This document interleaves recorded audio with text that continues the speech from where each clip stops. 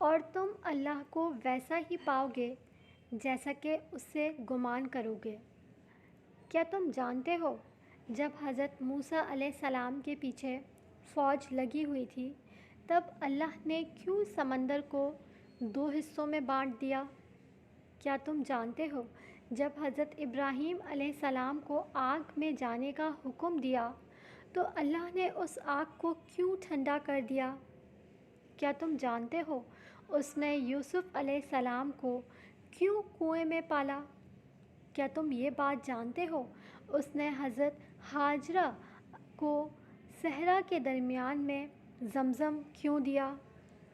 کیوں اس نے حضرت یونس علیہ السلام کو مچھلی کے پیٹ میں زندہ رکھا؟ کیوں اس نے حضرت زکریہ کو عمر کے آخری حصے میں اولاد سے نوازا؟ ان سب میں بس ایک چیز مشابہ تھی، یقین۔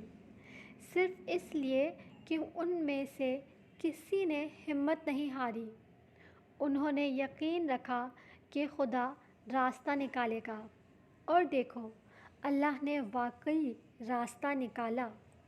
وہ سب اس رب پر یقین رکھ کے آگے بڑھتے رہے، اور دیکھو اس رب نے بھی انہیں مایوس نہیں کیا۔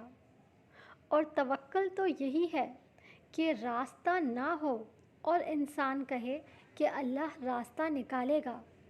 جب گمان اچھا ہوگا تو یقیناً تم سب اچھا ہی پاؤ گے، اور پھر دیکھو راہیں وہیں سے نکلیں گی جہاں سے تمہیں وہم و گمان بھی نہ ہوگا، کیونکہ میرا اللہ ہر شے پہ قدرت رکھتا ہے، کیونکہ اللہ ہر شے پہ قادر ہے اور وہی بہترین کارساز ہے۔ دعاؤں میں یاد رکھیے گا۔